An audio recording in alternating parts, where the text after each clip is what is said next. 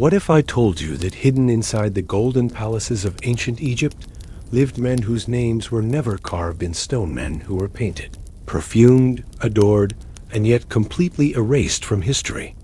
This is the shocking, tragic life of the male concubines of the pharaohs, young boys taken from villages and foreign lands, trained to be ornaments in the world's most powerful empire, dressed in linen so fine they shimmered like mist. Their eyes painted like gods, their bodies polished until they gleamed under torchlight. Yet beneath that beauty was fear, silence, and a constant battle to survive in a palace where every glance could decide their fate. They lived lives of strange rituals, forbidden desires, rivalries sharpened like knives, tiny acts of rebellion hidden in laughter or scratches on stone, and the haunting dread of vanishing without a name. Imagine the cruelty of being admired by everyone, but remembered by no one until now. Tonight, you will walk through their story, from glittering halls to silent exile, from painted ceilings to fading breath, and discover how even in erasure, their humanity endured.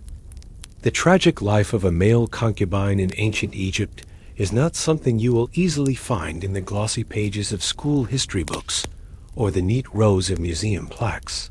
Yet it is a life that once unfolded in the shadows of the Nile, among the candlelit halls of palaces and the whispered intrigues of rulers who were seen as half human and half divine. And tonight, as you lie back, letting the sounds of the outside world fade into a hush, I invite you to step into that quiet space where the past is not just remembered but felt, as if the stones of ancient Memphis or Thebes were still warm under your feet, and the night air carried the faint perfume of lotus blossoms and the smoke of oil lamps burning low. But before we sink fully into that world, take a slow breath. Notice how your body is resting now. Perhaps the rain taps softly on your window, or the streets outside have fallen into their own silence. And here, in this calm moment, let me remind you gently to subscribe to our channel so that these forgotten stories continue to find you, night after night, like a quiet companion at your bedside. And if you are listening from Karachi or from London, from a farmhouse in Texas or a high-rise in Dubai, let us know where you are, because it is strangely comforting to imagine that across oceans and continents, others are lying back too, eyes half closed, carried on the same current of history. Now imagine that you are walking through a dimly lit corridor of a palace by the Nile around the year 1200 BCE, the floor cool beneath your bare feet, the air heavy with the scent of resin, honey, and sweat, and ahead the chambers where servants and concubines lie awake in silence, some staring at the cracked ceilings, others listening for footsteps that may or may not come, because in this world, a glance from a pharaoh could mean elevation to unimaginable luxury or a descent into humiliation and punishment. And it is within this fragile balance that the life of the male concubine existed, half ornament, half prisoner, sometimes envied, sometimes despised, often erased from memory, and yet always watching, waiting, enduring. What makes their story strange, and perhaps quietly sad, is not just the secrecy of their existence, but the peculiar contradictions they embodied. They were both visible and invisible, adorned in fine linen and kohl to please royal eyes, yet stripped of choice and kinship. They were touched with the divine aura of the palace, yet reminded daily that they were expendable, their beauty destined to fade, their usefulness bound to the tides of power and desire. And when we lean close into this history, in the hush of night, we find little fragments graffiti on a stone wall, lines in old papyri, whispers from Greek travelers that tell us they were there, living lives filled with as much yearning, fear, and small moments of humanity as anyone else. Picture one such concubine, perhaps taken as a youth from Nubia or the Levant, his skin marked by the desert sun, his hair oiled and perfumed, his body trained to dance with grace before feasts, his voice taught to sing praises in a tongue not his own, and though the outer world might see only elegance, Within him pulsed the loneliness of displacement, the quiet question of whether his name would survive him at all. Even in this first glimpse, there is both intrigue and tenderness, because what is stranger than to live as a shadow in the very center of the world's light, to be both cherished and forgotten at once? And so as you rest here, let this image settle softly in your mind. The palace dim, the river outside flowing endlessly, as it has for millennia, the stars thick above the desert, and within those walls, a boy becoming a man too quickly, his fate, bound not by his own choices, but by the whims of power. And it is here, in this fragile tension between beauty and sorrow, between privilege and captivity, that we begin his story.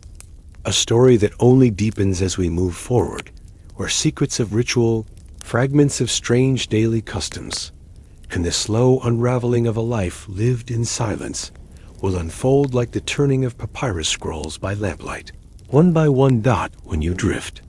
Further into the corridors of ancient Egypt's palaces, the air grows thicker with ritual, with politics disguised as desire, and with the quiet choreography of lives lived in service to someone else's vision of eternity.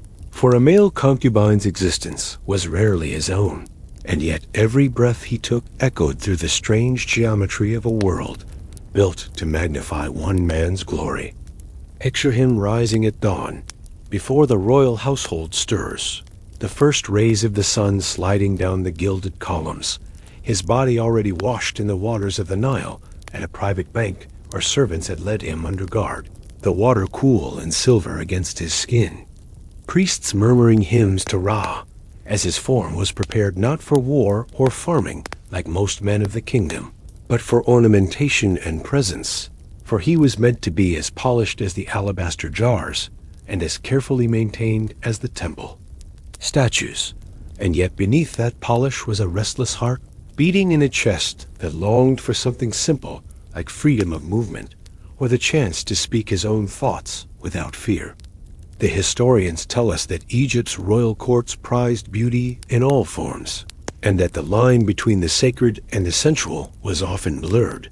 So a concubine might one moment be asked hold a ritual vessel of wine before the gods, and the next to recline at the foot of the pharaoh's couch, dressed in fine linen so sheer it seemed woven of air itself. And while this image is enticing in the abstract, for the boy himself it was a cage, because every gesture was rehearsed, every smile practiced, every glance weighed for its ability to please or offend. And what is stranger still is that while the concubine was dressed as if he were a figure of worship, he often had no family, no lineage to support him, for many were taken from foreign lands or selected from households of the lesser nobility, groomed for this role not as a privilege, but as a destiny imposed upon them. And so, as he stood among the other attendants in the palace, the scent of lotus and myrrh around him, the soft flicker of lamp flames painting his oiled skin in shifting gold, he might have looked outwardly like a man favored by fortune, but inside there was the constant knowledge that he was replaceable, that a new youth could arrive tomorrow, and his own face would slowly fade from memory like ink washing away from papyrus in the flood season. There were details here that rarely surface in grand accounts of Egypt, such as the use of cosmetics, not only to beautify, but to mask concubines, wore kohl thickly around the eyes, not only for allure, but to hide the redness of late nights or the swelling of weeping, and they perfumed their hair with oils not only for seduction, but to conceal the smell of confinement, the long hours spent in chambers with no fresh air. One Greek visitor to Egypt once noted with astonishment that the palace attendants looked more like statues than men, their expressions frozen, their movements graceful, but strangely mechanical, as if life itself had been trained out of them. And perhaps he was seeing not just discipline but resignation, the quiet surrender of young men who knew that their lives belonged to someone else's gaze. Yet even within this heavy atmosphere, there were odd, almost tender fragments of humanity. A concubine might hum softly to himself while braiding his hair, using melodies from his homeland long forgotten by the court. Another might scratch tiny symbols on the underside of a bed frame, marks that only he would ever see, a secret rebellion of memory against erasure. And another still might slip a date fruit into the pocket of a fellow attendant, a small gesture of companionship in a world where true friendship was rare and dangerous. And perhaps the strangest detail of all is that concubines were often trained in the art of storytelling themselves, instructed to amuse the pharaoh with tales or riddles when the night grew long. So even as their own stories were silenced, they became vessels for the words of others, their voices weaving myths they were never allowed to live. Imagine lying in such a chamber, the stone walls cool, the ceiling painted with constellations, and knowing that the stars above would outlast your name, your beauty, your youth. And yet still you are expected to smile, to sing, to dance, to whisper praises as if this life were the pinnacle of fortune. As you let this picture linger in your mind, feel the strangeness of it. A man admired and yet unseen, desired and yet disposable, living in luxury that tasted of sorrow, and wonder quietly what happens when beauty fades, when the songs grow. Hoarse, when the body no longer bends to dance with elegance, because in the next part of our story, we will descend further into the unspoken consequences of such a life, into the hushed rituals of control and the unrecorded punishments that followed those who could no longer keep the palace entertained.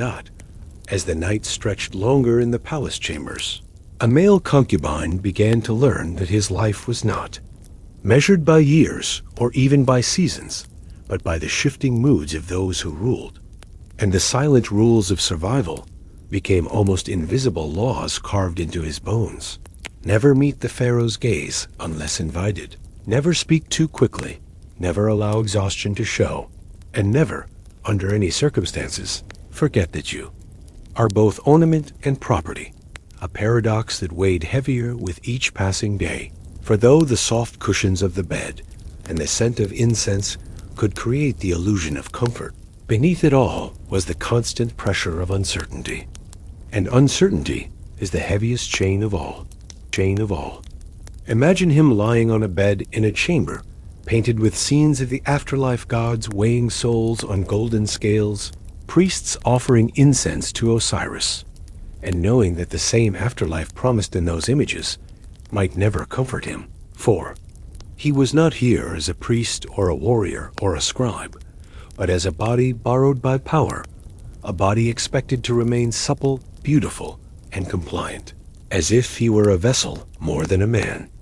The palace routine, while grand on the surface, concealed rhythms that were strange and almost cruel in their monotony.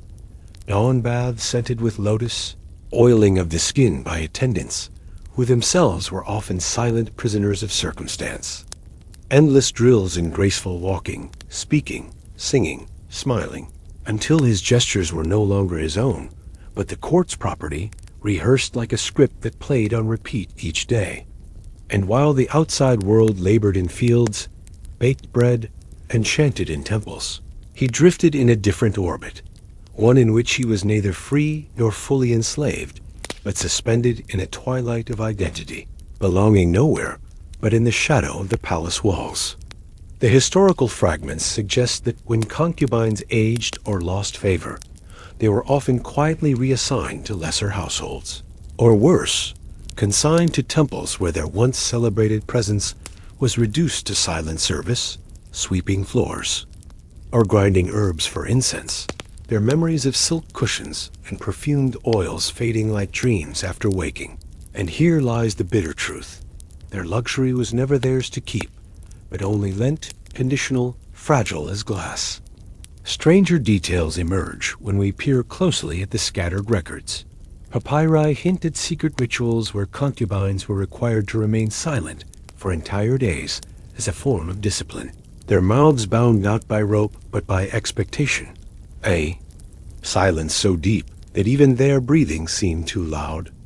Other notes suggest they were sometimes forced to sleep on cold stone as penance for displeasing a superior, their perfumed bodies pressed against unforgiving slabs while the palace above shimmered with feasts and music. And this juxtaposition of gilded chambers and hidden punishments reveals the quiet cruelty of a system that demanded devotion but offered no mercy. And yet, within this web of sorrow, there were still flickers of humanity that feel oddly tender. The concubines sometimes whispered songs of their homeland into the hollow of their hands at night, so softly that no guard could hear, or they drew tiny patterns and spilled oil on the floor, fleeting artworks erased by the morning, or shared fragments of stolen laughter when no one watched. A reminder that even in cages, the human spirit seeks moments of rebellion. The emotional weight of such a life is difficult to grasp from our distance. But imagine the exhaustion of being admired only for your body, of being touched but never truly known, of being close to power yet utterly powerless. It is the kind of sorrow that does not explode, but seeps slowly, like water soaking into stone, shaping a life without leaving a trace that historians could easily record. And so when you think of these concubines, do not imagine only the shimmering linens and painted eyes, but also the quiet tears that left no mark on papyrus, the hidden hunger for freedom, the longing for a name spoken not as a command, but as recognition. Let this image rest with you as the night deepens.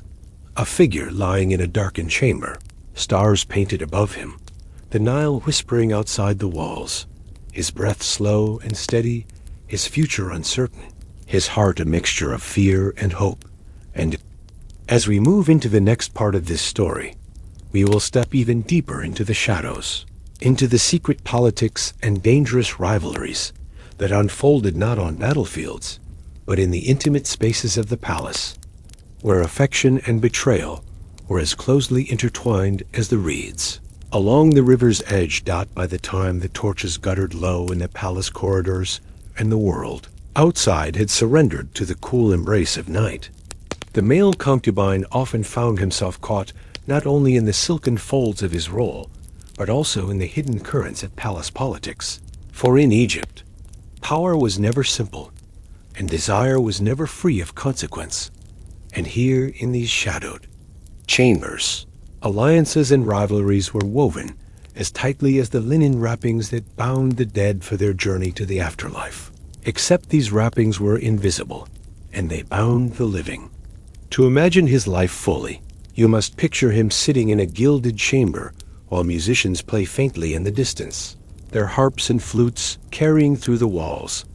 And in that stillness, he is not at rest, but at attention, because every rustle of fabric might signal the approach of a rival, another concubine whose beauty or cleverness could displace him in the pharaoh's favor. And so even in the quietest hours there was no true peace, only the constant vigilance of one who knows that survival depends on anticipation. And in this sense, the palace was less like a sanctuary and more like a battlefield without weapons, where smiles were daggers and glances were traps. The ancient records hint at such rivalries were encouraged deliberately, that overseers of the royal harem, often eunuchs or priests, would pit attendants against one another, offering tiny privileges to one while punishing another, ensuring that unity never blossomed, for a divided household was easier to control. And so our concubine learned the art of appearing serene while his heart raced, of listening for footsteps in the corridor while pretending to meditate on the hieroglyphs painted on the walls, of crafting stories to amuse the pharaoh while hiding his own story so deeply that even he could barely remember it. The irony is almost cruel. Men trained to embody beauty and delight were also trained to erase themselves, to swallow their anger, their longing, their memories of childhood, until all that remained was a polished surface, a mirror reflecting someone else's desire. And yet, like cracks in stone that appear despite centuries of pressure, small resistances emerged. A concubine might share a forbidden glance of sympathy with another, or secretly protect a rival when punishment loomed, or even whisper prayers, not to the state gods, but to the forgotten deities of his homeland, invoking names unspoken in Egypt's temples. as if to remind himself that he came from somewhere, that his identity was not entirely dissolved into the Nile's endless tide. Stranger still are the rare accounts that suggest some concubines were given training in politics and poetry, expected to flatter not only with body but with mind, so that conversations in the dim glow of lamplight could turn from songs of love to debates about history or riddles about the stars. And in these moments, the concubine became both entertainer and confidant, a dangerous role, for to know too much of the ruler's secrets was to stand on a razor's edge, valued today, expendable tomorrow. The daily rituals continued to grind like the wheels of a millstone. The oils, the perfumes, the silks, the dances, the forced laughter, all of it layering day after day until time itself blurred. And though the palace was filled with murals of eternity and monuments meant to defy decay, the concubine knew intimately how fragile eternity really was. For every morning, when he saw a new youth arriving, nervous and wide-eyed, he felt the slow erosion of his own place, like a statue, weathered by desert winds. And still, there were odd flashes of gentleness. A fellow attendant might share half a pomegranate, its seeds glistening like rubies in the lamplight. A servant might adjust his cushion when no one watched, a tiny kindness in a world of constant performance. Even the temple cats, wandering freely through the halls, might curl up beside him at night, their purrs reminding him that not every bond in the palace was transactional. Yet beneath these moments lay the darker undercurrent of fear. For what happened when favor was lost, when beauty dimmed, when a misstep offended a volatile ruler? Some were dismissed quietly, others vanished into labor in the temples, and whispers even spoke of those silenced permanently, their names scrubbed from record, their existence swallowed by the desert sands. To lie in bed each night with that knowledge pressing against your chest is to live in a state of perpetual mourning for a self not yet gone. And as you imagine this concubine gazing up at a painted ceiling where constellations shimmered in gold, Leaf, know that each star he stared at might have felt like both a promise of eternity and a reminder of his insignificance. And it is in this tension between grandeur and fragility, between intimacy and erasure, that his life unfolded. Let the picture sink in. The soft sound of a harp drifting through stone walls, the taste of wine still on his tongue, the flicker of a torch in a distant corridor, his breath slow, and even though his mind whirls with fear and longing, and as this night deepens, so too will our exploration. For in the next part, we will slip even further into the unspoken chambers of this world, where rituals of loyalty blurred into rituals of control, and where the line between love and captivity grew thinner than the linen threads woven on the looms of Thebes' dot as the moon shifted across the desert sky, and the Nile carried its endless current past the temples and palaces. The life of the male concubine pressed further into strangeness. For he was not only a figure of beauty in the pharaoh's court, but also a silent participant in rituals that blurred the line between devotion and captivity. And it is here, in the folds of these strange practices, that his story becomes even heavier and yet quietly fascinating. Picture him summoned to a chamber lit with oil lamps, the air thick with smoke of incense, where priests and attendants orchestrated ceremonies that mingled politics, sexuality, and divine imagery into one bewildering script. And here the concubine stood as both ornament and offering, draped in linen so fine that it caught the light like mist. His skin anointed with oils said to please not only the king, but the gods themselves. And though outsiders might imagine luxury in such preparation, for the young man it was suffocating. For each brush of oil was another reminder that he was property, each touch a rehearsal of control. And even the songs sung in praise of the pharaoh reminded him that his own voice had no place, except as an echo of someone else's power. The concubine's daily existence was a theater without end. Mornings of silence as his body was scrubbed and polished. Afternoons spent practicing movements as if he were a living statue. evenings in the company of others whose faces he came to know not as companions, but as rivals, each one watching the other for signs of decline, and in the deepest part of the night, the waiting for footsteps, for the sound of a door opening, for the possibility of being called, or the fear of being forgotten.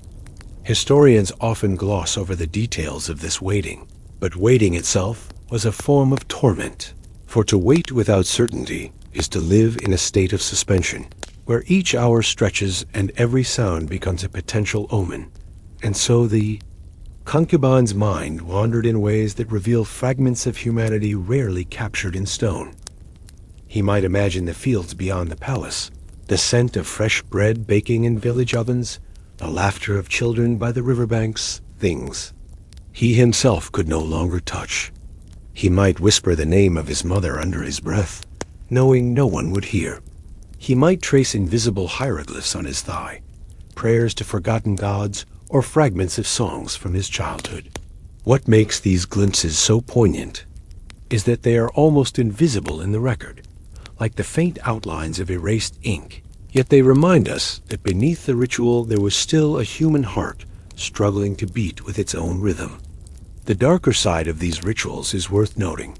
There are whispers in papyri and later accounts that male concubines were sometimes tested for loyalty through ordeals that combined humiliation with spectacle, required to perform in ways that proved obedience but stripped dignity, and those who faltered were quietly removed, their absence explained away by illness or reassignment.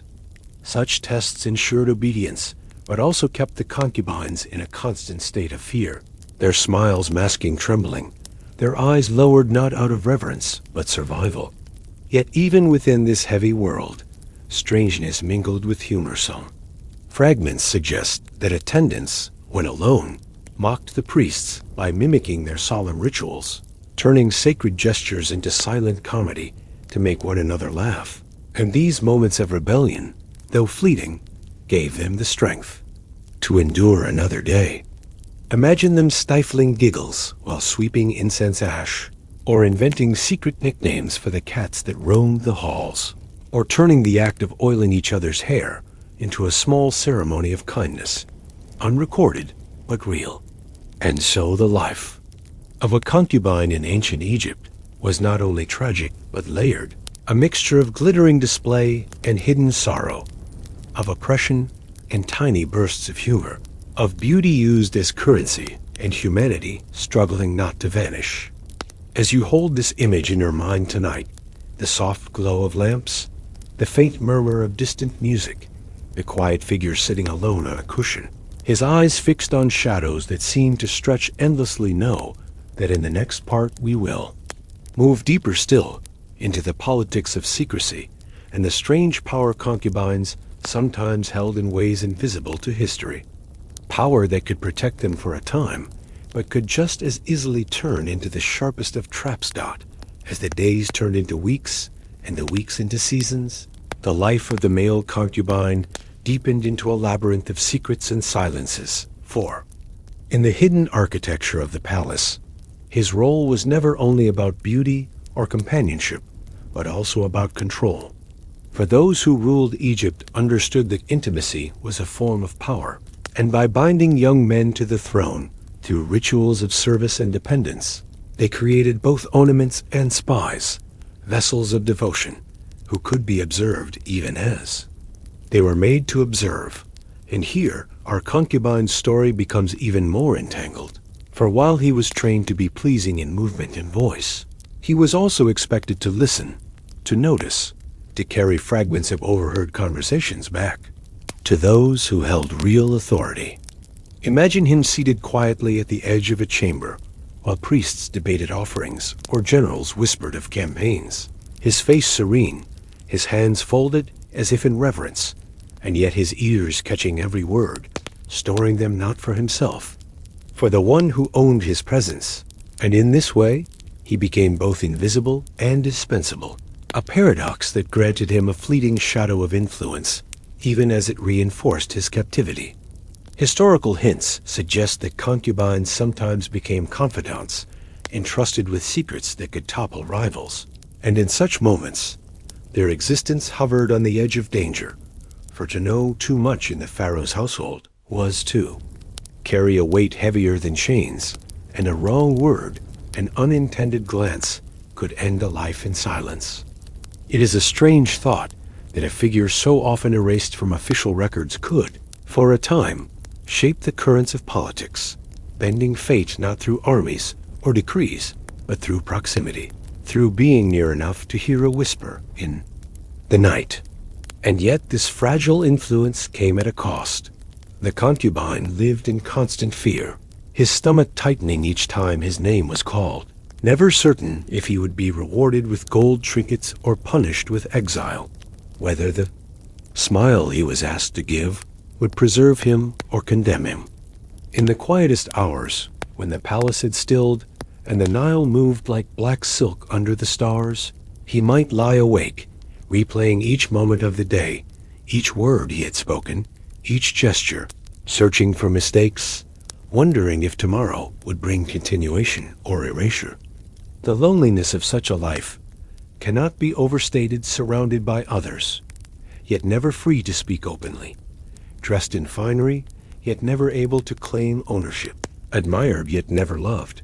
And this is the strange tragedy, to live in the heart of the richest civilization of its age, and yet feel poorer than the farmers who slept by their oxen and wives in reed huts. Still, there were odd comforts.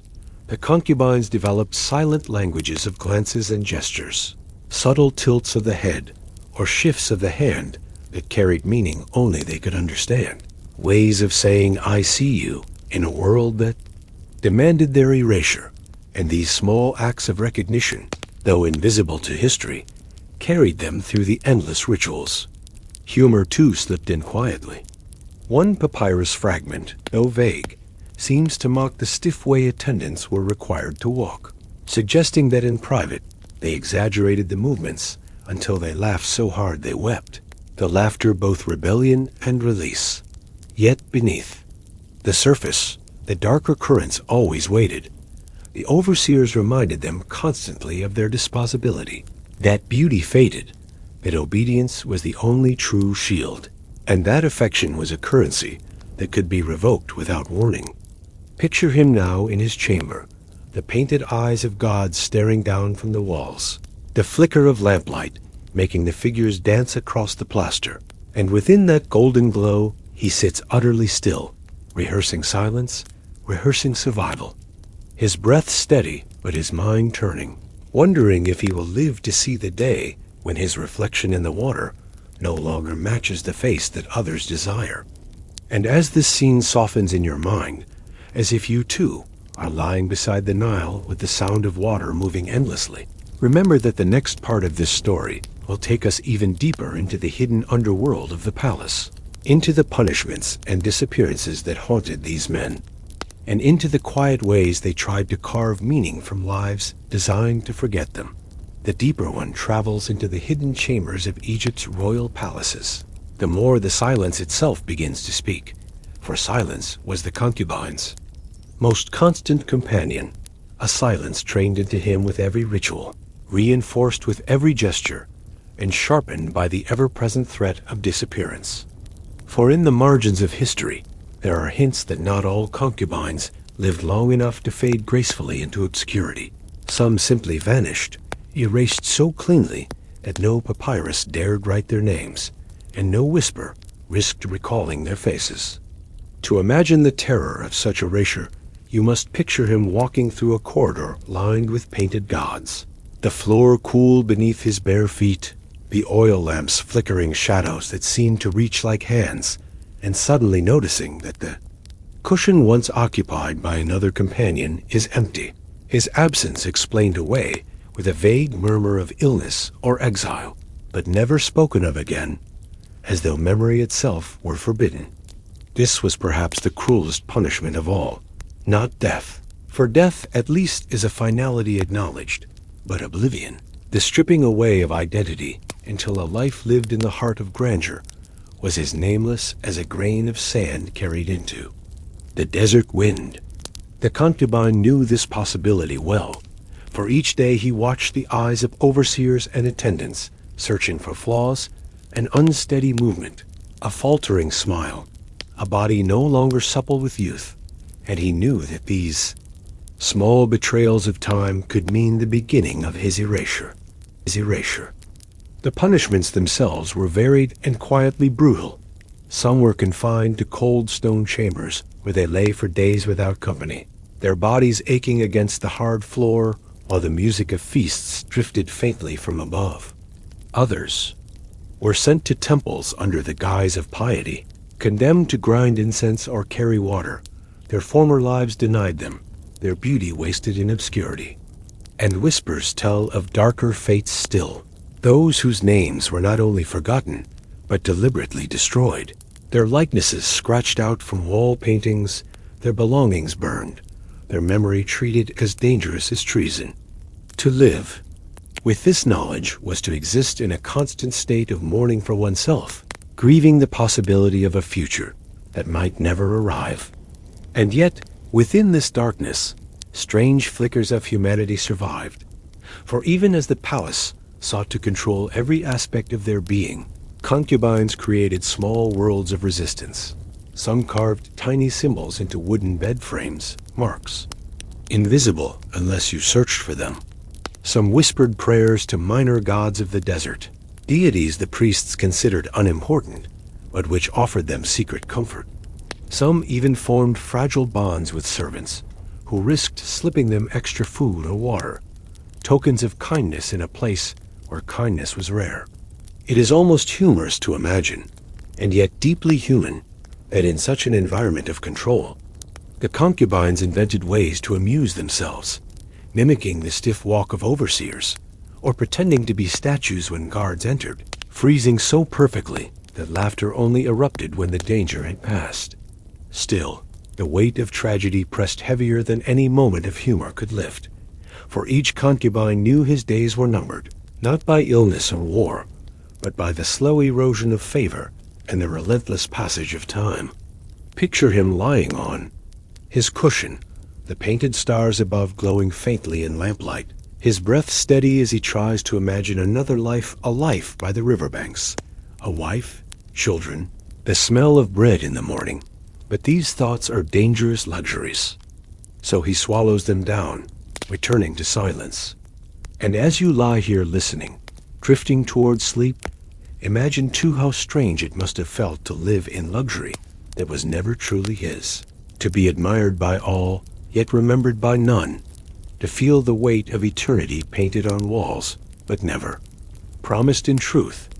And let that thought carry you gently, for in the next part, we will follow him further into the tangled web of secrecy and betrayal, where even love itself became another tool of control, and where the thin line between companionship and captivity grew nearly impossible to see dot in the hidden corridors of power. Love itself became a dangerous language, for while the world outside might imagine that the concubines lived in endless pleasure and luxury, the truth was that affection inside the palace was a double-edged blade, sharpened by secrecy and dulled by fear. And our concubines soon learned that even tenderness could be twisted into another form of control. For the bonds that formed in the stillness of night-quiet glances, whispered words, the brush of a hand, were as perilous as they were precious.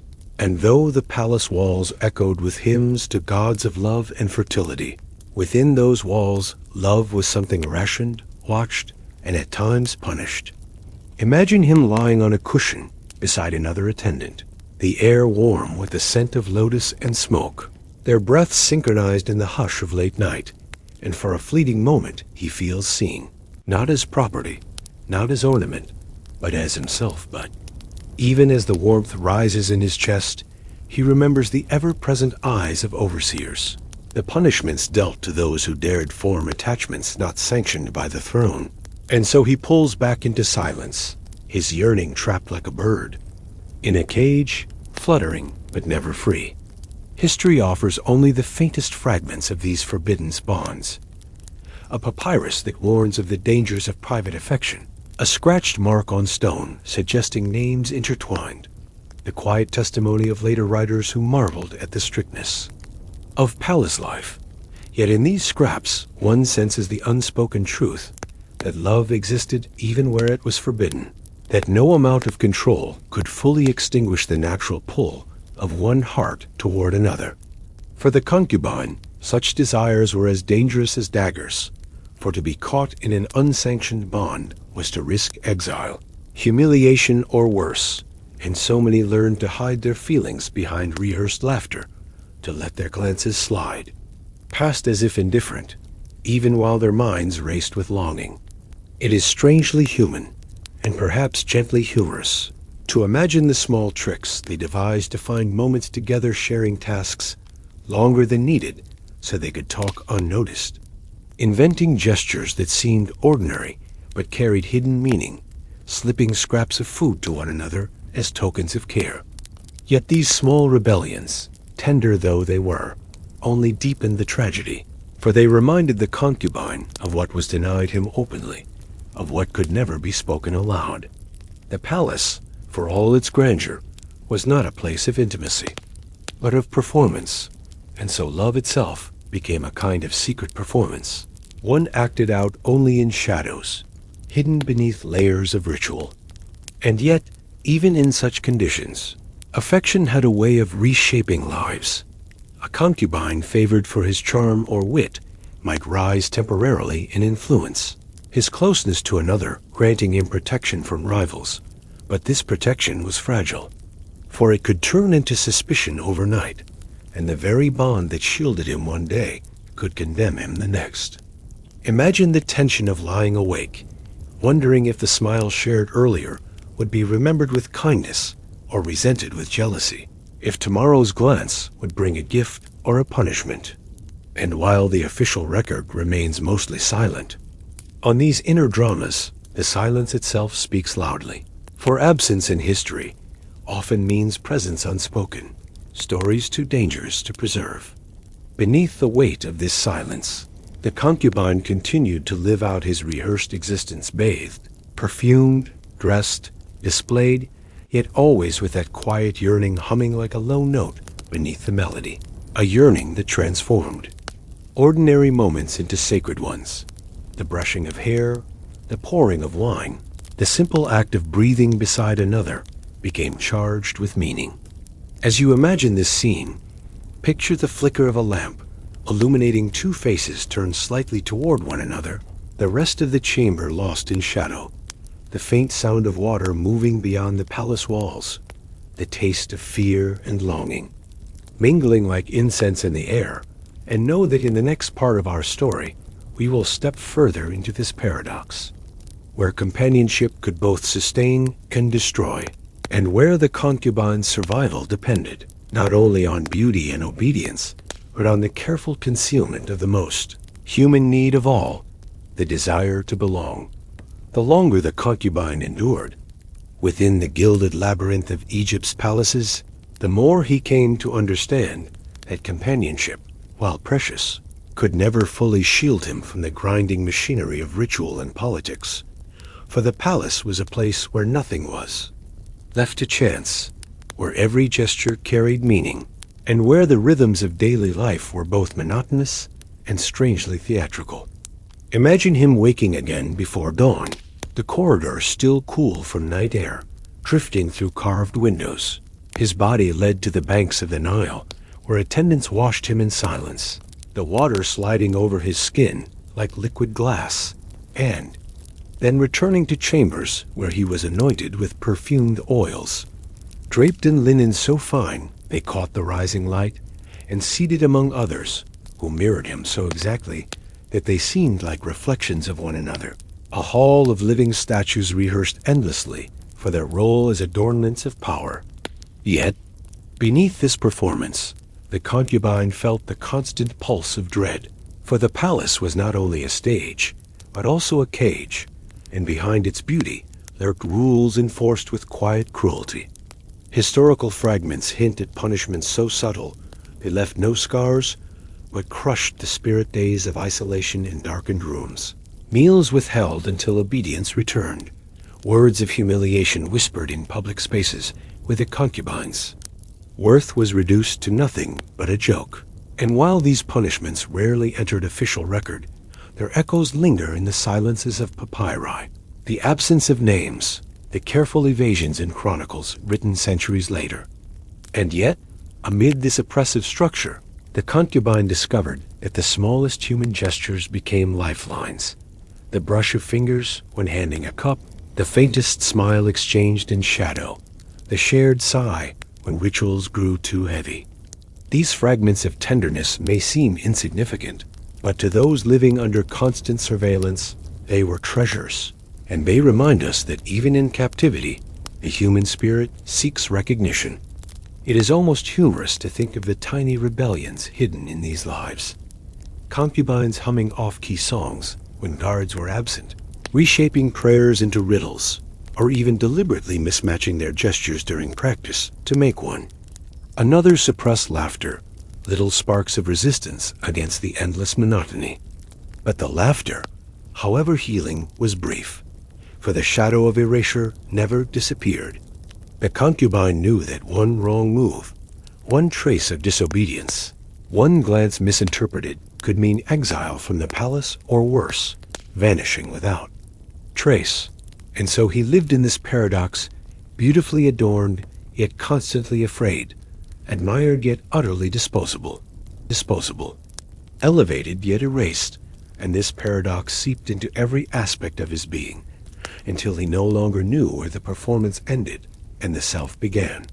Imagine him lying awake on a warm night, the painted ceiling above him glowing faintly in torchlight, scenes of gods and afterlife painted in gold, and wondering if the gods looked down on him with pity, if they saw him not as a vessel of beauty, but as a soul aching for freedom.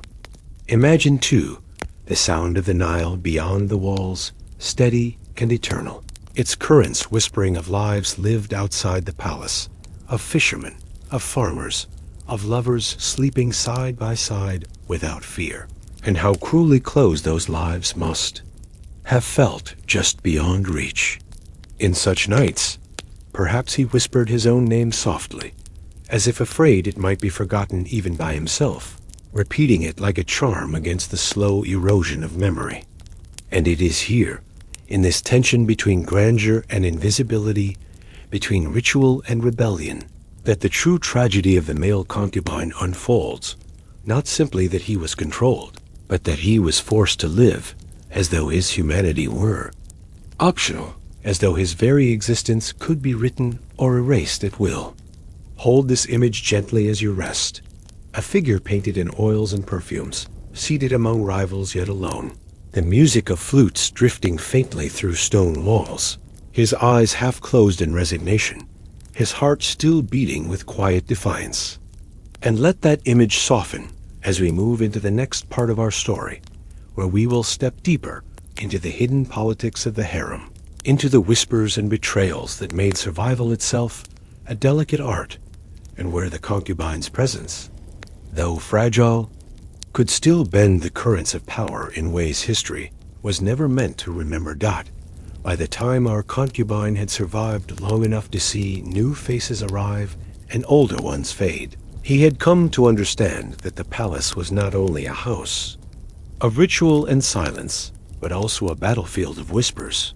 For while soldiers clashed on distant frontiers, and priests raised hymns in stone temples, within these hidden chambers, the true struggle was one of intrigue, envy, and betrayal, where a careless word or an overheard secret could shape fates as surely as the swing of a sword. Picture him seated at the edge of a gathering, the air heavy with perfume and the murmur of laughter, while attendants poured wine into alabaster cups and dancers moved in slow arcs before the throne.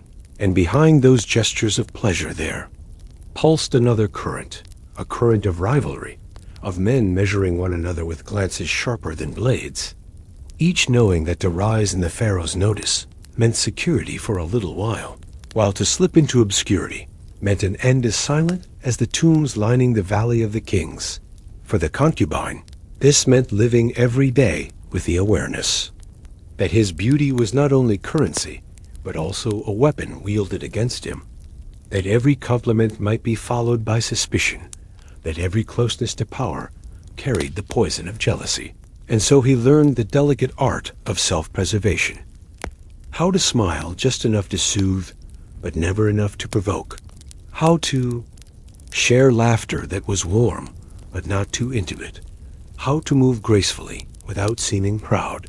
A balance so fine, it wore away at his soul like sand on stone. The records, faint though they are, suggest that palace overseers manipulated these rivalries deliberately, offering minor privileges, a better chamber, an extra jewel, a closer seat at a feast to stir envy, ensuring that no unity grew among those trapped together. And this constant undercurrent of suspicion meant the concubine rarely knew who was ally and who was enemy. Imagine the strange humor of it. Young men dressed in linen as fine as mist, painted with kohl and perfumed with oils, their task to enchant. Yet behind the curtains, they whispered half-truths, spread rumors, and watched one another as though each were both actor and spy. And into this theater, the concubine wove himself carefully, for to survive, he had to act even in private, never showing too much trust, never confiding fully, for to do so was to hand someone the knife of betrayal. Yet within this dangerous web, moments of strange tenderness still flickered, perhaps a rival offering a sympathetic glance after a punishment, or the sharing of a date fruit stolen from the kitchens, or laughter breaking out in secret when rehearsals grew absurd, and these fragile bonds, though fleeting, gave him strength, reminding him that even in the midst of rivalry, the human need for connection could not be extinguished entirely. Still, the darker truths pressed heavier. Concubines who failed to navigate these rivalries often vanished, reassigned to remote households, or condemned to silent service in temples, their former beauty reduced to dust, their names unspoken. And each disappearance was a warning, a reminder etched in silence that survival depended not only on obedience, but on the delicate dance of politics within the harem itself. Imagine him lying awake at night, the soft music of flutes drifting faintly through the walls, the painted stars above shimmering in torchlight, his heart heavy with the knowledge that tomorrow he might be called to perform a song, or to sit silently at the pharaoh's side, or to answer for a rumor he had never spoken. Imagine the way fear mingled with longing, the way exhaustion pressed on his chest, and yet still he rehearsed smiles in the dark, as if even in solitude he had to be prepared. This is the quiet tragedy of his existence. To live in luxury that felt like exile, to hold influence that was only ever borrowed, to be surrounded by beauty, yet never allowed to belong.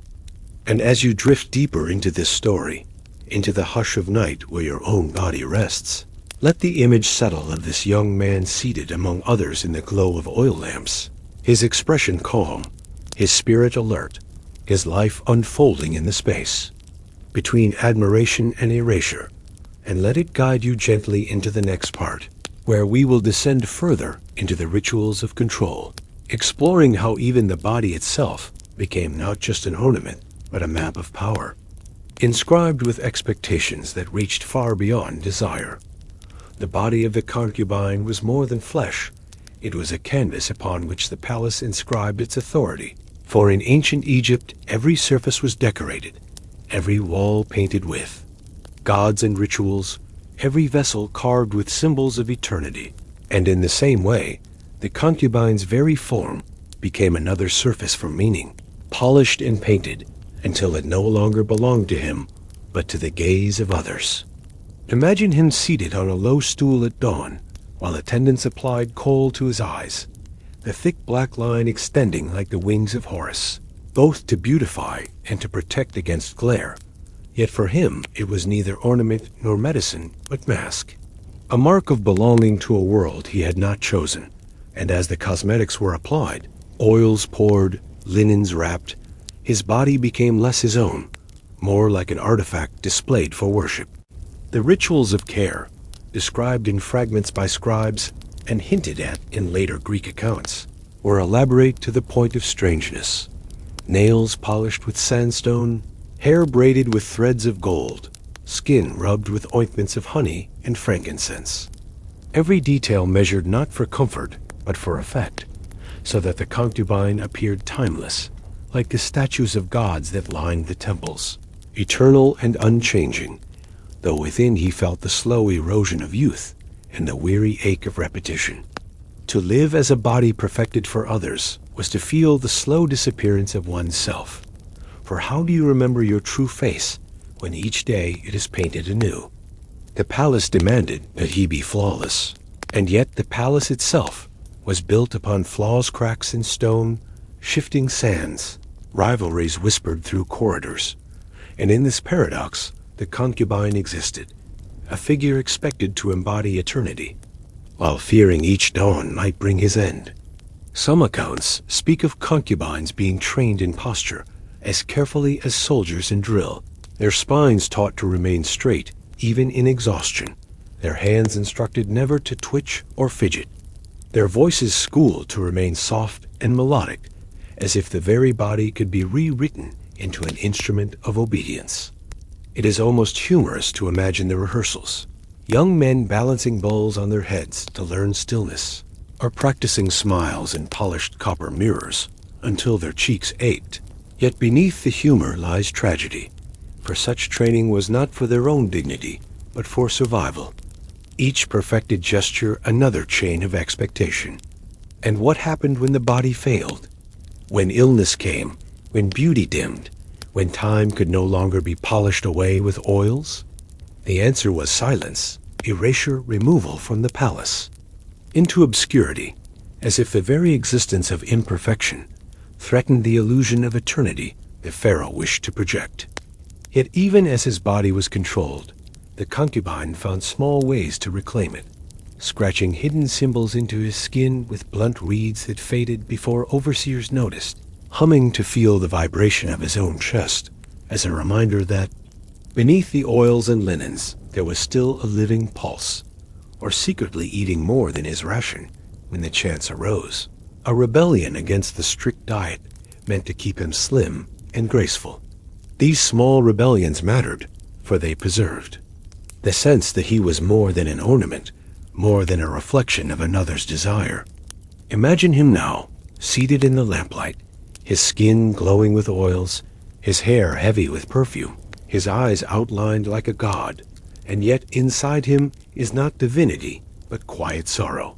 The sorrow of being admired, but never known, touched but never truly seen, alive but never fully allowed to live. Let that image linger as you rest, soft and strange. A young man polished into near perfection, painted like the walls around him, his breath slow and steady, his heart carrying a weight unrecorded by history. And as we move forward into the next part, we will follow him deeper into the quiet dangers of age and time, into the moment when beauty begins to fade and the palace, which once embraced him, begins to turn away. With each passing season, the male concubine began to feel the quiet betrayal of time, for though the palace demanded that he appear eternal, polished and perfected, as if no years could touch him, the body whispered otherwise, joints aching after long rehearsals, hair thinning despite the oils, skin losing the fresh glow that once made overseers smile.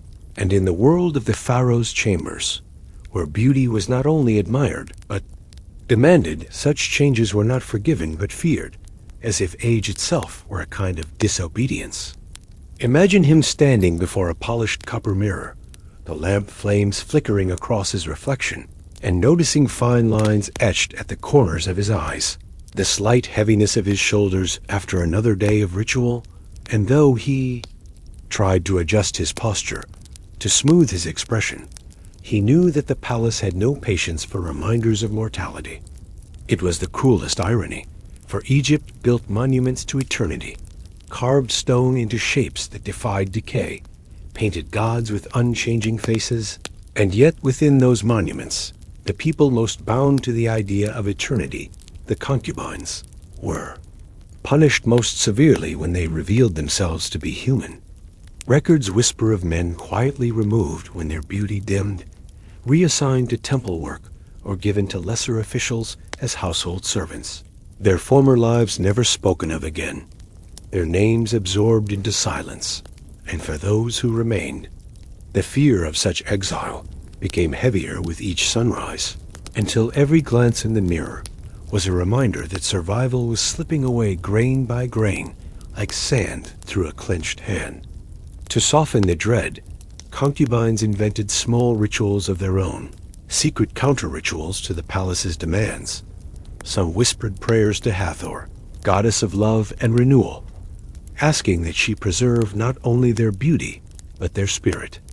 Others carved hidden marks into walls to count the days, reminding themselves that their existence was more than performance. A few even allowed themselves quiet laughter at the absurdity of it all, joking that the palace wished them to be as flawless as statues, while feeding them only fear. And yet beneath the humor was grief, for they knew that when their bodies no longer reflected the palace's ideal, their worth would vanish like water poured into sand. Imagine the strange loneliness of lying awake at night beside younger attendants, hearing their laughter, watching their faces still glowing with youth, and knowing that the same overseers who once praised him now watched with critical eyes, ready to replace him at a moment's notice. And yet, even in decline, there were fragments of strange tenderness. Some younger attendants, despite the rivalries, looked at him with quiet respect, recognizing in his silence the lessons of endurance. Servants sometimes lingered in his chamber, a little longer, adjusting his cushion or slipping him an extra fig, gestures that meant more than jewels, for they acknowledged his humanity when the palace had begun to strip it away. The concubine himself clung to memory as his truest possession, recalling the riverbanks of his youth, the voice of his mother, the laughter of a sibling, small anchors against the erosion of identity. He may have even found comfort in the temple. Cats, those creatures who wandered freely where men could not, curling beside him as if to remind him that presence did not need performance. Yet the fear of erasure never loosened its grip, for he had seen others disappear too quickly, their names never spoken again, their places filled before the cushion had cooled, and he knew the same silence waited for him. As you rest now, picture him sitting alone in a dimly lit chamber, the stars painted above his head, his reflection faint in the polished copper, his heart heavy with the knowledge that he was still alive, but already fading in the palace's eyes. And let that image linger softly, because in the next part of our story, we will move deeper still, into the quiet unraveling of fate, where the concubine faces the inevitability of decline, and the palace reveals how little mercy it offered those who could no longer embody the illusion of eternity.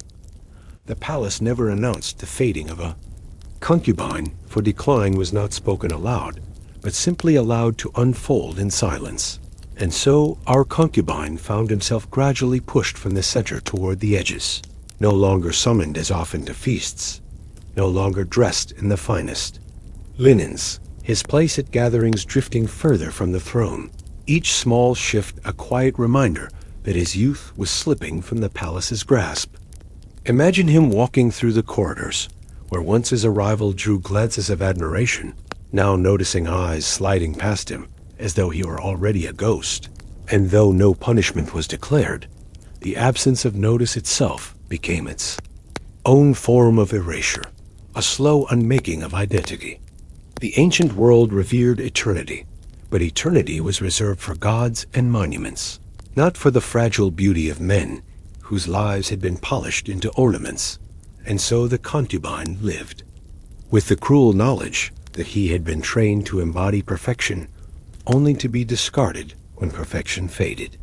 There is something quietly heartbreaking in the fragments that survive papyri that note attendants transferred to temples without ceremony, or graffiti that hints at names remembered in secret, the only record of men otherwise erased and heaned. In these faint traces we glimpse the loneliness of those who remained, their worth diminished not by any fault of their own, but by the relentless ticking of time. In the chambers where he once rehearsed songs, younger men now sang, their voices bright with eagerness. And he sat listening, his own voice still strong, but no longer called upon. And perhaps he hummed softly to himself, a tune from his homeland that no one else knew, reclaiming music not for performance, but for memory. It is strangely human, and almost gently humorous, to imagine him watching the new arrivals, remembering his own nervousness, the stiffness of his posture when first brought into the palace, and shaking his head with a quiet smile as they stumbled. In rehearsals, a recognition that time had given him wisdom, even as it took his place.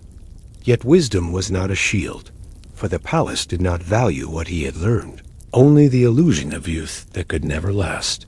His daily rituals shifted. No longer adorned with the richest perfumes, he was given simpler oils. No longer fed the choicest fruits, he ate from common platters. No longer bathed with attendants, he sometimes washed alone, the silence heavier without the chatter of others. And yet, within this dimming, he found a new form of clarity, for stripped of constant performance, he began to remember fragments of himself that had long been buried, the feel of soil between his fingers as a boy by the riverbank, the laughter of a sibling chasing him through fields, the sound of his own language spoken freely without fear. These memories became his treasure, the only wealth that could not be taken, and in this way, decline gave him back a sliver of selfhood. Still, the fear of final erasure haunted him, for he had seen others disappear so swiftly, reassigned, forgotten, their names swallowed by the silence of the palace, and he knew the same end awaited him. Imagine him lying awake beneath the painted stars of his chamber, his body still adorned, but his spirit carrying the weight of years, listening to the faint music of a feast he was no longer invited to, and whispering his own name into the dark, as if to remind the universe he still existed. This is the quiet tragedy of aging within a system that worshipped eternity. To watch yourself become invisible while still alive, to feel your breath steady and warm, but to know that, to others, it had already faded. Let this image rest with you now. A figure once radiant, now dimmed, yet still human, still remembering, still hoping for meaning in the silence. And as we move into the next part, we will explore how the palace handled the final stage of such lives when men who had given their youth to power faced the slow, inevitable descent into obscurity. The slow descent into obscurity was not marked by a single lasigo moment, but by 1,000 tiny absences. For in the palace of Egypt, there was rarely a loud dismissal, only the quiet shifting of favor, and so the concubine found himself summoned less and less, until at last entire weeks passed without his presence being requested. And while younger, men rehearsed songs in chambers fragrant with incense, his own evenings stretched long and silent, filled with the faint echo of music drifting from distant halls, where once he had been at the center. And this silence, though softer than punishment, was perhaps heavier to bear, for it told him that he was no longer necessary. Imagine him sitting by a narrow window as the Nile glowed silver beneath the moon, hearing laughter from the banquet rooms, carried faintly through stone corridors, and feeling himself already erased, his body still strong, his voice still steady, yet treated as though he were no longer visible.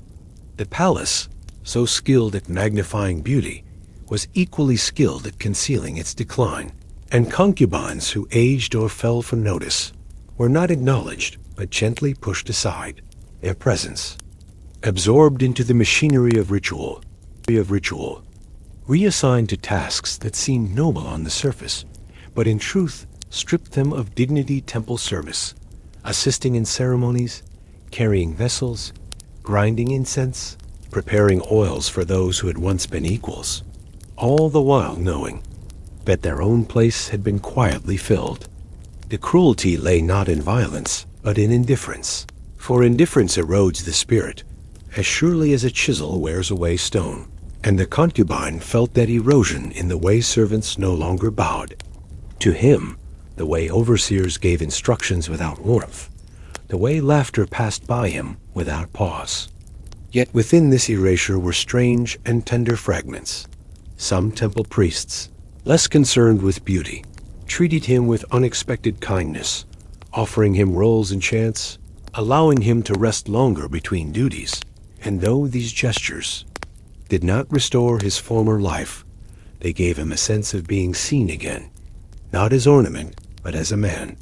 He may have even found solace in the rhythm of temple work, the grinding of herbs, the pouring of oils, the chants rising and falling like breath tasks that were repetitive but carried the dignity of devotion, even if devotion was never what he had chosen.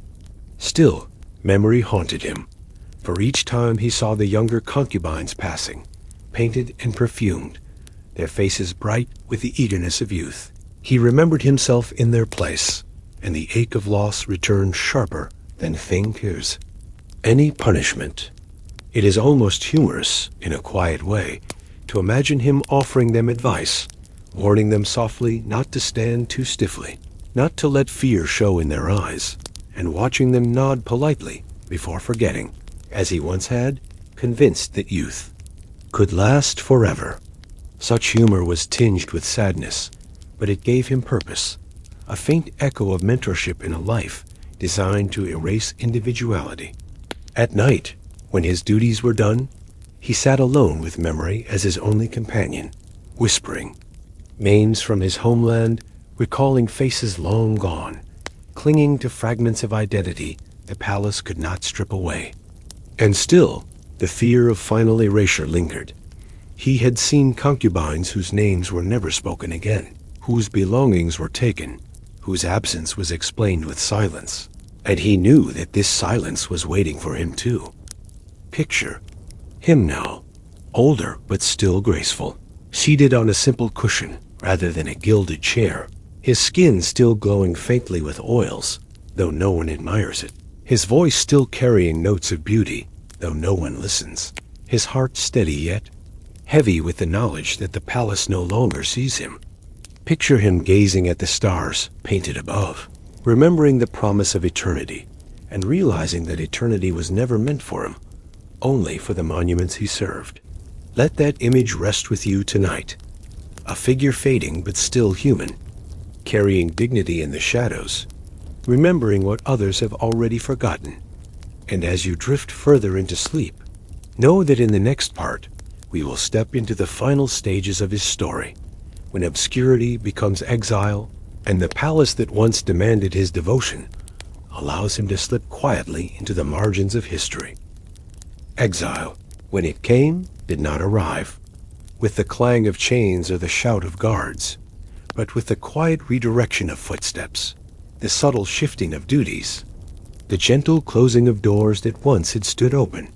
And so our concubine, who had once walked beneath painted ceilings and reclined on cushions of silk, now found himself sent outward to the temple precincts, where his hands were no longer adorned with rings, but stained with herbs and resin, his body no longer dressed in translucent linens, but in plain garments suited for labor. And though the priests framed it as service to the gods, he knew it for what it was: removal, a polite exile wrapped in ritual. Imagine him carrying jars of water across a courtyard as the sun burned overhead, his back aching where once it had been caressed with oils, or grinding incense in heavy stone mortar, the dust clinging to his skin and hair, a far cry from the tso, perfumes that once defined him. The palace had not cast him out violently, but the indifference of this exile cut deeper than punishment, for it showed him that his years of devotion, his rehearsed smiles, his painted eyes, had never been valued. Beyond the surface, that once the shine faded, he was as replaceable as the jars of oil he now carried. Yet in this decline, there were strange fragments of freedom, for while the palace walls had kept him polished and rehearsed, the temple precincts gave him space to breathe, to sit in the shade of columns without being constantly watched, to let his voice rise in chants that belonged not to a ruler, but to the rhythm of devotion. And though he had never chosen this role, The monotony carried a kind of dignity, a sense that his labor, at least, served something beyond the whims of power. He may even have found quiet humor in the irony of it all, laughing to himself that the gods who received his incense now were kinder masters than the men who once demanded his beauty. And though the laughter was tinged with sorrow, it reminded him that he was still human, still capable of seeing absurdity in the cruelty of fate. Still, loneliness pressed heavy, for though he worked among others, the life of companionship and rivalry that had once filled his days was gone, replaced by silence, by the sound of pestles grinding herbs, of sandals scuffing stone floors, of chants echoing in high-ceilinged halls. At night he lay not on gilded cushions, but on reed mats, staring at the same stars painted on walls, though now they were chipped and faded, the colors dulled by smoke, and he whispered his own name as if to keep it alive, for he feared more than anything not death, but erasure, the quiet swallowing of his story by time, the way so many before him had vanished into silence. Some traces suggest that exiled concubines carved their names discreetly into temple walls, hidden among prayers, a secret rebellion against forgetfulness. And perhaps he too did this, etching his letters into stone, small enough to escape notice, but large enough to endure, a hope that centuries later someone might see and know he had lived. Imagine him pressing his hand to the stone after carving, feeling its coolness against his palm, whispering a prayer not for glory, but for memory. And yet, even in exile, fragments of tenderness flickered. A temple boy bringing him a fresh fig, a fellow laborer sharing a joke, a priest allowing him extra rest after a long day. Small gestures that reminded him he was more than a forgotten ornament. This is the quiet paradox of his final years. Stripped of beauty, stripped of status, he found glimpses of freedom and humanity in obscurity, even as fear of oblivion haunted him. Let this image carry you softly into rest. A man once, painted and perfumed, now plain and weary, sitting in the temple's shadowed courtyard, as incense smoke curls into the night sky. His breath steady, his gaze lifted to stars beyond reach, and as the night deepens, we will follow him further, into the last traces of his story, where memory itself becomes his only possession, and where his fading presence still lingers, fragile, but real, in the silent corridors of time. The final years of the concubine's life unfolded not in the brilliance of palace halls, but in the quieter, shadowed courtyards of temples, where the scent of incense and the chanting of priests replaced the perfume of feasts and the laughter of courtiers. And it was here that he began to feel himself becoming more memory than man, for each day his body grew slower, his face more lined, his movements less fluid, and though no overseers stood at his shoulder any more demanding perfection, he felt the weight of perfection's ghost lingering with every step, as if even in obscurity he could not quite unlearn the performance that had once defined him. Imagine him sweeping a stone floor in the dim light of morning, his hands steady but his back aching, and pausing to trace his fingers over carvings of gods on the wall, whispering not prayers for eternity, but for remembrance, asking only that. His name not dissolve like dust, for he had seen too many vanish before him, their lives consumed by silence. The temple work, though heavy, gave him moments of clarity he had never known in the palace. Grinding herbs into powder, he watched their colors shift beneath his hands, reminding him that transformation, though inevitable, could carry dignity. Pouring oil into lamps, he marveled at the way flame flickered stubbornly against the night, a small but defiant reminder of persistence. Sometimes, when the duties ended early, he sat by the temple gates, watching villagers pass with baskets of grain, children laughing as they chased each other across courtyards. And though their lives were far from luxurious, they carried a freedom he had never known, a freedom to belong to one another without permission.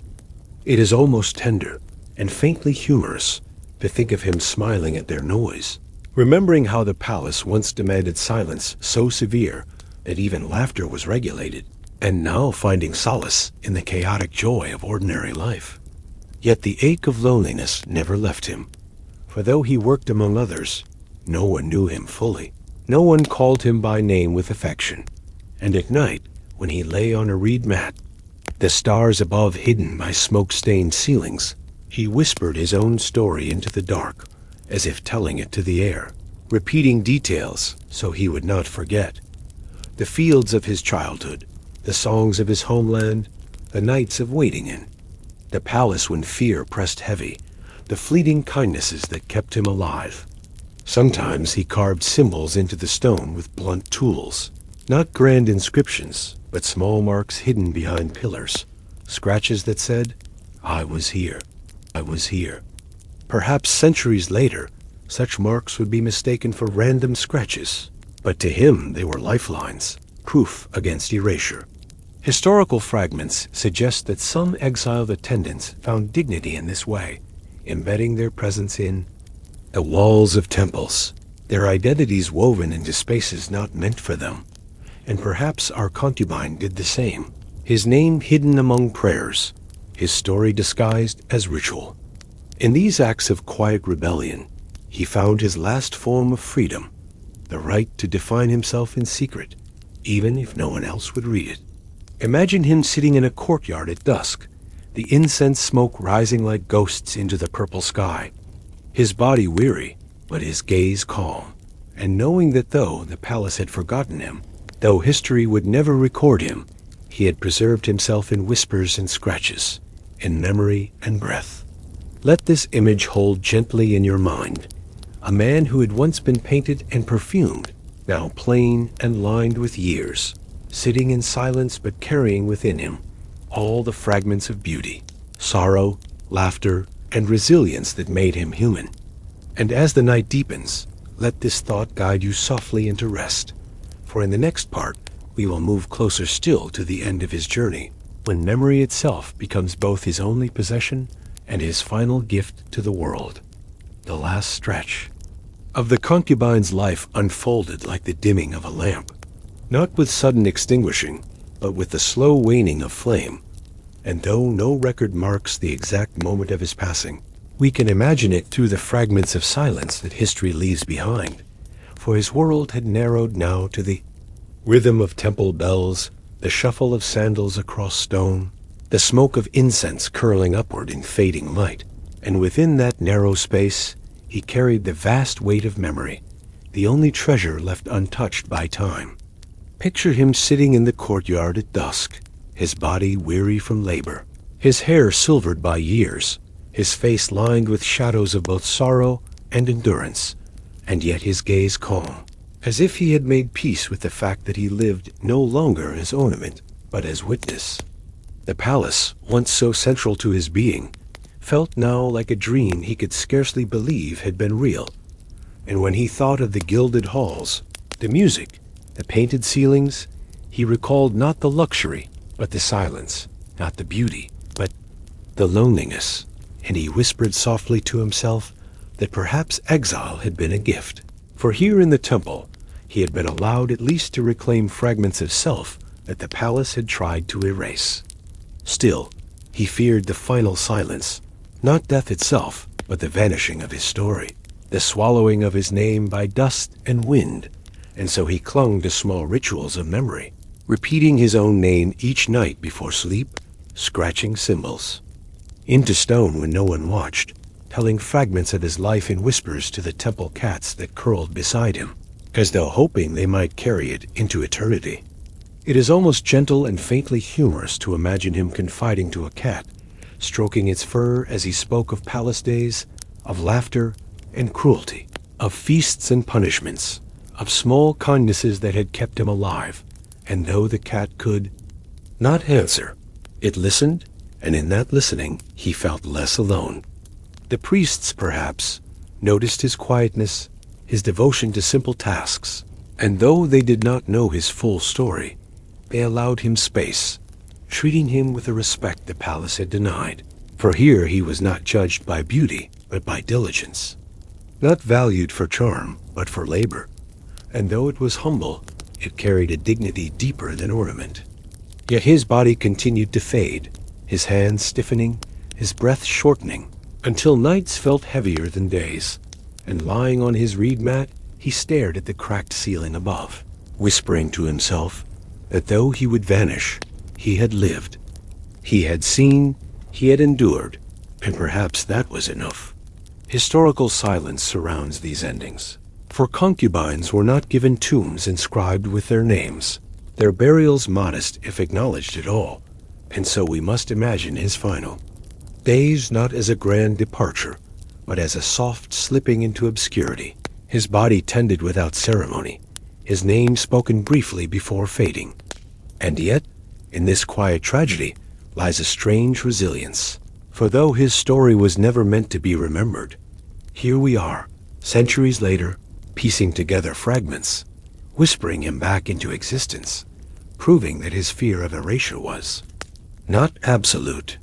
Imagine now the scene of his last dusk, the temple bells sounding softly in the distance, the Nile glowing in fading light, the smoke of incense rising like a bridge toward the stars, and a weary man sitting with calm eyes, carrying his whole life in memory, ready to surrender, but unwilling to be forgotten.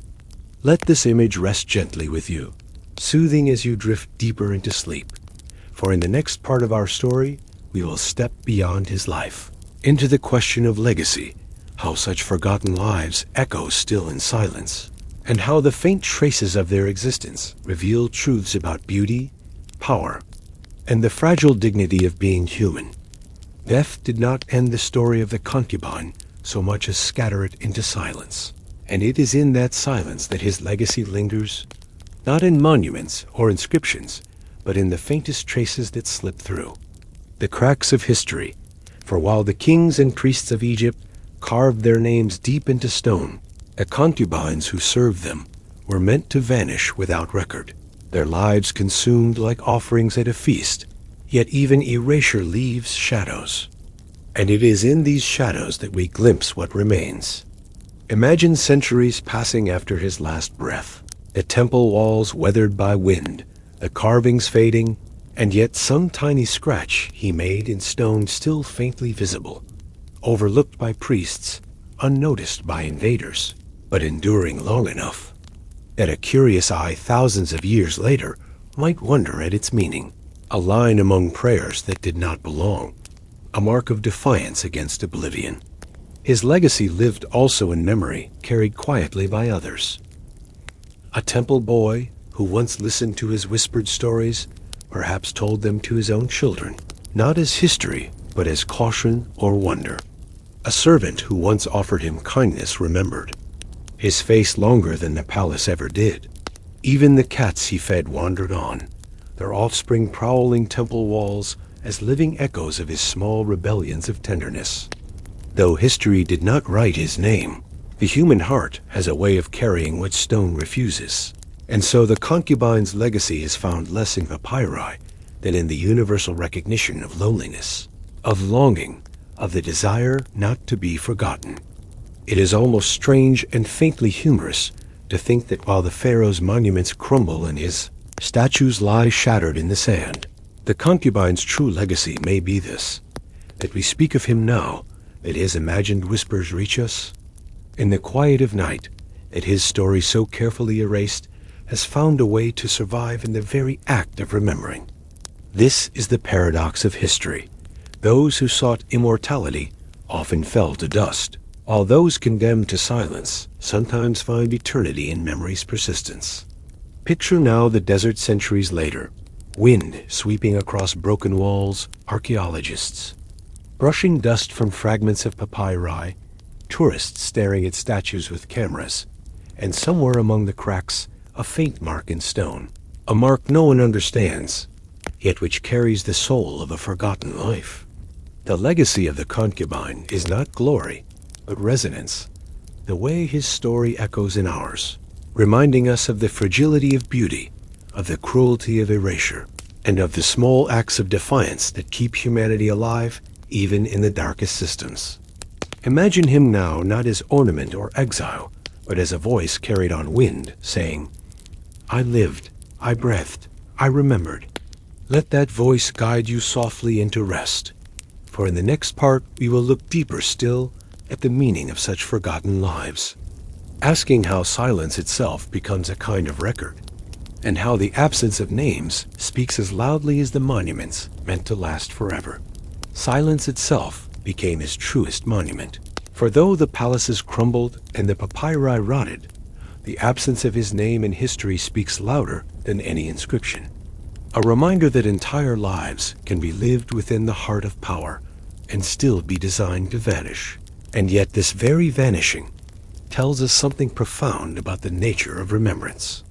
Imagine walking today through the ruins of a palace in Thebes or Memphis, the walls broken, the paint faded, the chambers open to sky and wind, and knowing that among these stones once lived men whose bodies were perfumed, whose voices sang, whose laughter echoed, and yet whose names were never carved, whose existence is carried only in shadows and whispers. And as you trace your fingers across the stone, you might feel that silence pressing back, the silence of countless concubines erased from record, but not from reality, for their lives were as real as the kings they served, their fears as heavy, their small rebellions as human. The absence of inscription was itself a form of control, ensuring that memory belonged only to rulers. But absence does not erase truth. It only buries it, and like seeds buried in desert sand, these truths find ways of sprouting centuries later.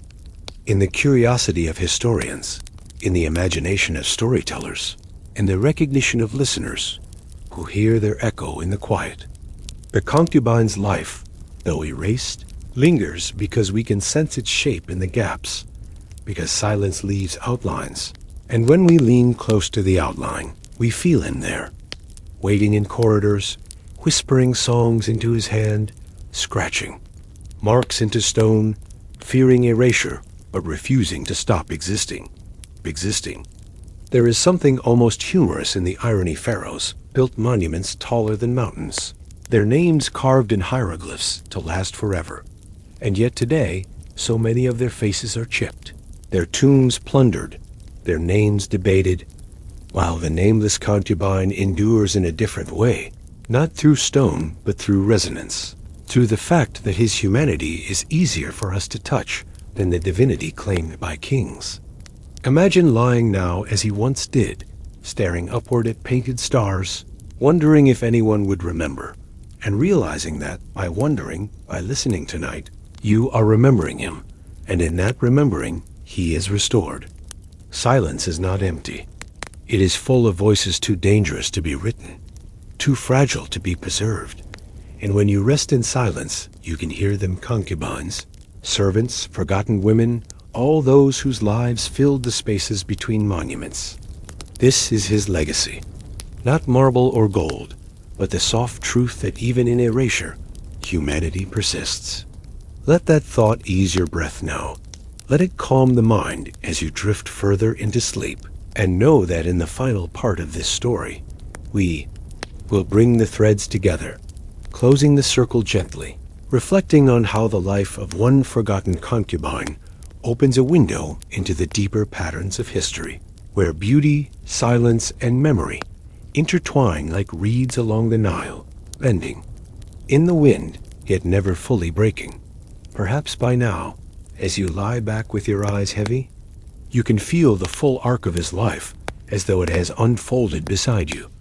A life that began with shimmering oils and painted ceilings, passed through corridors of rivalry and fear, bent beneath the weight of exile, and ended in the quiet courtyards of temples where memory itself became his last rebellion.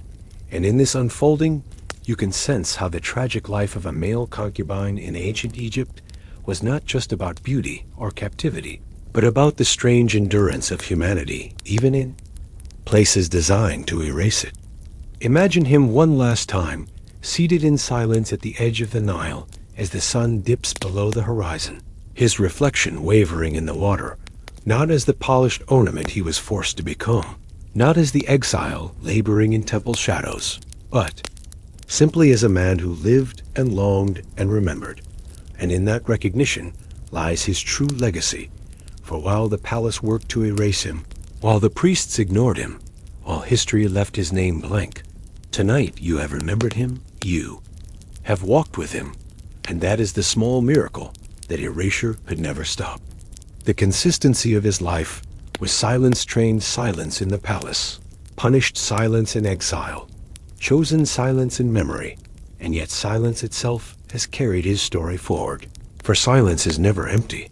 It hums with what was hidden, and in that hum we can still hear his breath, his whispers, his small laughter in moments of rebellion, his fears when rivals vanished, his tenderness in the brush of a hand, and these sounds linger even after centuries, woven now into the fabric of your own stillness as you rest.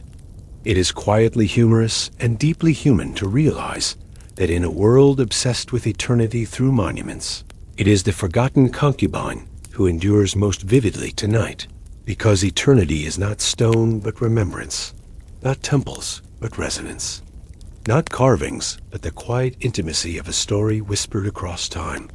As the story closes, picture the stars painted on his ceiling, fading into the real stars above the desert. Picture the temple cats prowling through ruins long after his passing. Picture the faint scratches he made on stone, still there beneath layers of dust, and know that in these images his humanity survives. Perhaps your eyes are already closing, your breath soft and steady, and that is fitting, for sleep itself is a kind of silence, a surrender to forgetting that is not loss but rest, and in that rest you are keeping faith with him, holding his story gently for a little while longer before it dissolves into dreams. And so we close the circle softly. He was born into a world that demanded beauty. He gave it, he endured its cruelty. He found fragments of tenderness. He carved his presence into silence, and in the end he became what he feared most and desired most, at once forgotten by history, yet remembered by you tonight. Perhaps your eyes are fully shut now. Perhaps the world around you has gone quiet. And before we part, I will leave you with this. The tragic life of a male concubine in ancient Egypt teaches us that no life, no matter how silenced, is truly lost. As long as someone remembers, as long as someone listens, as long as stories find their way back into breath. So let this thought carry you gently into sleep, and if you have not already, subscribe so that more forgotten voices may find their way to you in nights to come, where we will meet again in another story, another silence, another echo waiting to be heard. Though our story has already closed in one sense, endings in history are rarely neat, and so it feels right to linger a little longer, to stretch the silence into one more breath, one more vision of the life we have been following.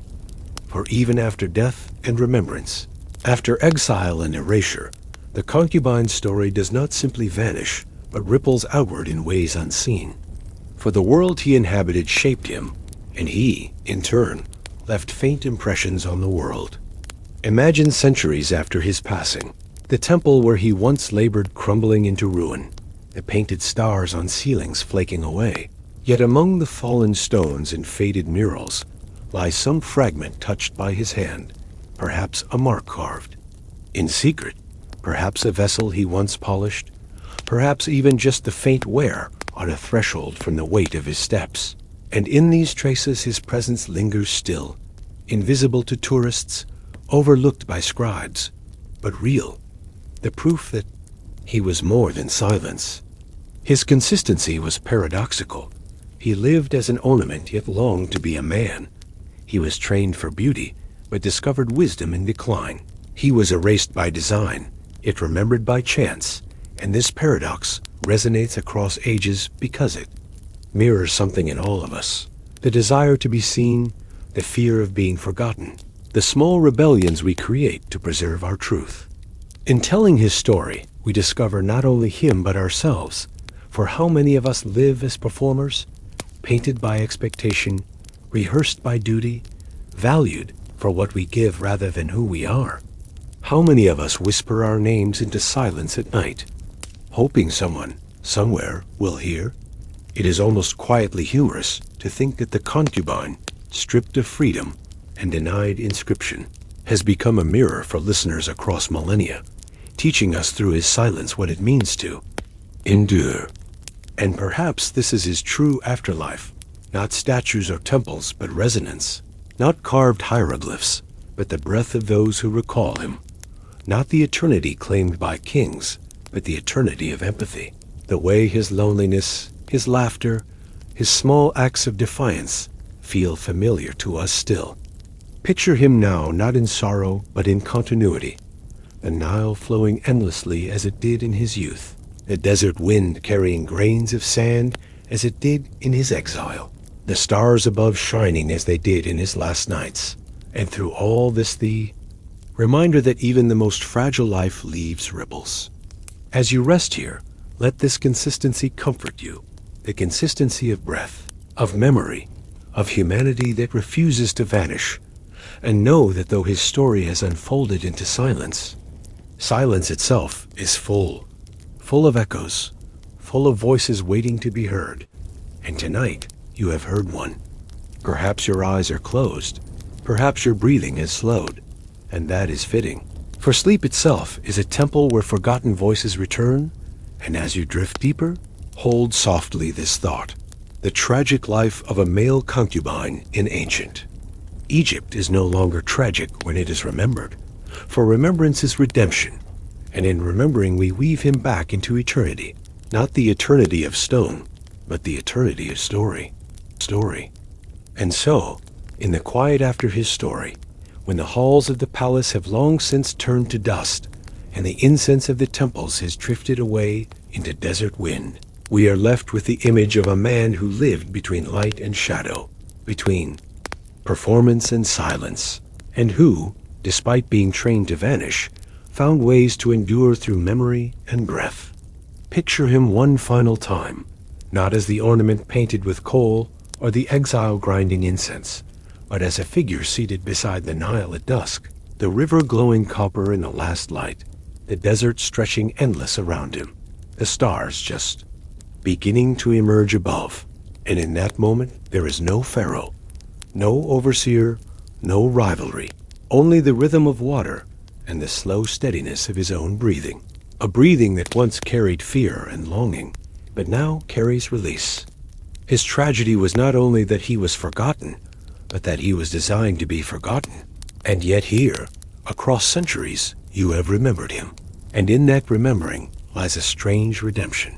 He becomes not silence, but story, not erasure, but echo.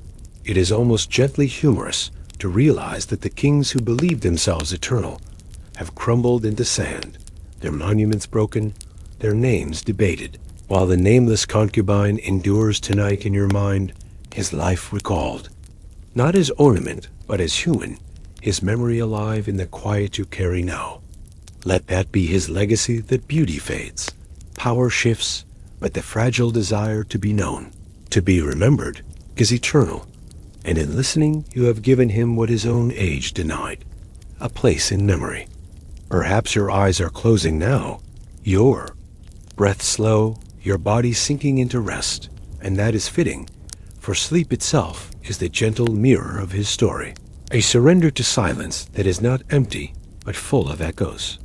And so we close the circle softly, with gratitude for his endurance, with tenderness for his sorrow, with recognition of his small rebellions, and with the quiet hope that all forgotten lives, in some way, are remembered again.